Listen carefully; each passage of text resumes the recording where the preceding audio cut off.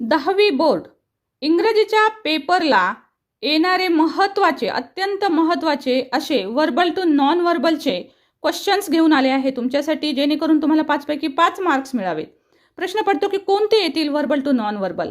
तर पहा, इथे मी अत्यंत इम्पॉर्टंट अशा प्रकारचे वर्बल टू नॉन वर्बलचे क्वेश्चन घेऊन आले आहे. यामध्ये नेमकं काय होत असतं तर बघा, अशा पद्धतीनं कुठला तरी एखादा पॅसेज दिलेला असतो, जसा तुम्हाला इथे दिलेला दिसेल. आणि इथे पहा, इथे मी आन्सर दिलेला आहे, परंतु हा आन्सर नसलेला अशा पद्धतीचा हा डायग्राम येईल. सो प्रिफरन्स पर्सेंटेज या प्रकारे, किंवा काही वेळेस डायग्राम न देता सुद्धा तुम्ही तुमचा डायग्राम तयार करा, अशा प्रकारचा सुद्धा प्रश्न परीक्षेला येऊ शकतो. त्यामुळे हा जो इथे डायग्राम अशा पद्धतीनं काढलेला आहे, 2 बॉक्स करून फरक स्पष्ट करासारखा, तो आपल्यालाच तयार करावा लागतो. सो काही वेळेस दिलेला असतो डायग्राम, तर काही वेळेस दिलेला नसतो. सो दोन्हीची तयारी व्हावी यासाठीच आपण हे महत्त्वाचे अत्यंत महत्त्वाचे, जे परीक्षेला उद्याच्या अगदी येऊच शकतात, 100% गॅरंटी मी म्हणत नाही, कारण नाही म्हणू शकत आपण, परंतु 5 पैकी नक्कीच येऊ शकतात. पहा, मराठीचा आपला गेस्ट पेपर खूप उतरलेला आहे, त्यामुळे जरूर यामधले इम्पॉर्टंट क्वेश्चन्स मी दिलेले करून जा. आणि या प्रकारचे प्रश्न परीक्षेला नक्कीच येऊ शकतात, आलेले सुद्धा आहेत. यातील काही प्रश्न मागील PYQ म्हणजे मागील वर्षाच्या प्रश्नपत्रिकेत सुद्धा आलेले आहेत. सो पहा, वाचून जा कशा पद्धतीनं याच्यामध्ये सगळे पर्सेंटेज दिलेले आहेत, प्रिफरन्सेस दिलेले आहेत आणि प्रत्येकाचे पर्सेंटेज.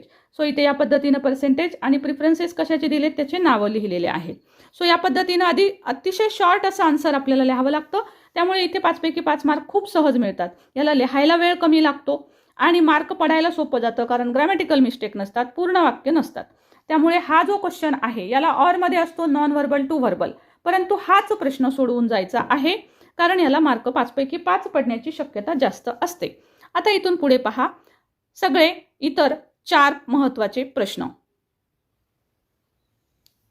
काही वेळेस काय होतं पहा, यामध्ये एक थोडा वेगळा प्रश्न येतो की तुम्हाला साधारण 8 ते 10 अशा प्रकारच्या सूचना दिल्या जातात, जशा तुम्हाला इथे दिसत असतील. बघा, थोडासा वेगळा पॅटर्न आहे हा. सो अशा सूचना दिल्या जातात आणि त्याचं रूपांतर तुम्हाला डूज आणि डोंट्समध्ये करायचं असतं. डूज म्हणजे ज्या गोष्टी तुम्ही करायला पाहिजेत त्या डूमध्ये लिहायच्या असतात होकारार्थी, आणि डोंटमध्ये ज्या तुम्ही करायला नाही पाहिजेत त्या सूचना लिहायच्या असतात. आता ह्या इथेच दिलेल्या ह्या सगळ्या सूचना आहेत. या सूचनांचंच रूपांतर आपल्याला या पद्धतीनं डूज आणि डोंट्समध्ये करावं लागतं. आता हे कसं करायचं असतं तर बघा, पहिलं वाक्य दिलेलं आहे, you should enter your name and registered number. तुम्हाला काय करायला पाहिजे तर यू शुड, तुम्ही हे केलं पाहिजे की तुमचं नाव लिहिलं पाहिजे आणि तुमचं रजिस्टर्ड फोन नंबर लिहिला पाहिजे. सो लिहिला पाहिजे असं हे वाक्य आहे. सो त्यासाठी हे होकारार्थी वाक्य आहे. तर आता बघा, ह्याची उत्तरं लिहित असताना हा जो यू शुड आलेला आहे प्रत्येक वाक्यामध्ये, तो जनरली आपल्याला काढावा लागतो. आणि डूजचं वाक्य करत असताना मेन वर्बने सुरुवात करायची आहे. डोंटचं वाक्य सुरू करत असताना पहिले डोंट हा शब्द लिहायचा आणि त्याच्या पुढे मेन वर्बचा पहिला फॉर्म लिहायचा. इथे पण मेन वर्बचा पहिला फॉर्म लिहावा लागतो, इथे पण पहिला फॉर्म लिहावा लागतो. या प्रकारच्या दोन्हीही वाक्यांमध्ये कर्ता, क्रियापद, कर्ता आणि हेल्पिंग वर्ब जर असेल, ते पण विशेषतः मोडल ऑक्झिलरीज, तर ते काढून टाकावं लागतं. जसं इथं यू शुड आहे, सो यू शुड आपल्याला काढून टाकावा लागतो. अशा प्रकारे याची उत्तर पहा कशा पद्धतीनं केलेली आहेत. इथलेच हे वाक्य आहेत, ते फक्त डूज आणि डोंट्समध्ये लिहिलेले आहेत. एक्झामला जरूर करून जा. आता हे पहा, तिसरं बीट. याच्यामध्ये तुम्हाला अशा पद्धतीनं सॉइलबद्दल माहिती दिलेली आहे, सॉइलचे टाईप्स दिलेले आहेत आणि हा डायग्राम आलेला होता एक्झामला. याच्यामध्ये हे मी आन्सर भरलेलं आहे. सो हे आन्सर भरलेलं नव्हतं आणि अशा प्रकारचा डायग्राम आलेला होता. सो त्याच्यामध्ये आपण हे उत्तर लिहिलेलं आहे, टाईप्स ऑफ सॉइल. फक्त इथं वाचायचे आहेत वाक्य आणि फक्त नावं लिहायचे आहेत. टाईप्स ऑफ सॉइल, सॉइलचं नाव लिहायचं आहे आणि ती सॉइल कशा पद्धतीनं तयार होते त्याचं फॉर्मेशन लिहायचं आहे. सो अशा पद्धतीनं याचं शॉर्टमध्ये आन्सर आपल्याला तयार करायचं आहे. लक्षात घ्या, इथे आपल्याला पूर्ण वाक्य लिहिण्याची गरज पडत नाही. आपण जितकं शॉर्टमध्ये आन्सर लिहिता येईल तेवढं तुम्हाला इथे लिहावं लागतं. त्यामुळे ग्रामरच्या मिस्टेक होत नाहीत आणि शॉर्ट आन्सर असतं आणि अतिशय इझी, त्यामुळे 5 पैकी 5 मार्क जरूर पडतात. हा आहे 4थ्या प्रकारचा प्रश्न. बघा, मुद्दाम वेगवेगळ्या स्वरूपाचे प्रश्न दिलेले आहेत, अत्यंत इम्पॉर्टंट आहेत.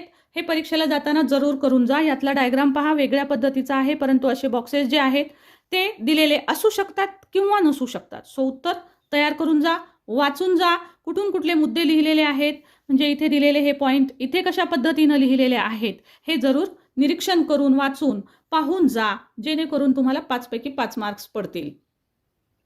खूप वेळेस आलेला हा प्रश्न आहे, जो 5वा महत्त्वाचा इम्पॉर्टंट क्वेश्चन मी दिलेला आहे. बोर्डच्या मागील एक्झामला सुद्धा आलेला आहे. ज्या सराव परीक्षा वेगवेगळ्या मंडळाकडून जाहीर केल्या जातात आणि होतात त्यामध्ये सुद्धा हा प्रश्न आलेला आहे. सो अशा प्रकारे मी तुम्हाला वर्बल टू नॉन वर्बल याचे अत्यंत 5 महत्त्वाचे क्वेश्चन्स वेगवेगळ्या पद्धतीचे दिलेले आहेत. परीक्षेला जाताना जरूर करून जा आणि व्हिडिओ जरूर शेअर करा. आजचं लाईव्ह पाहायला विसरू नका संध्याकाळी 8 वाजता. चॅनल सबस्क्राईब केलं नसेल तर करून घ्या, कारण त्याशिवाय लिंक मिळणार नाही. आणि म्हणून चॅनल सबस्क्राईब करा म्हणजे लिंक मिळेल. आणि हो, बोर्डने सेट केलेला पेपर तुम्ही पाहिला की नाही, तो जर अजून पाहिला नसेल तर जरूर पहा. बोर्डने सुचवलेले 2 पेपर मी तुम्हाला इथे देणार आहे. त्यातला पहिला ऑलरेडी दिलेला आहे आणि दुसरा थोड्या वेळात येईलच. सो त्यासाठी चॅनल सबस्क्राईब जरूर करून घ्या. Thank you so much for watching. Thank you.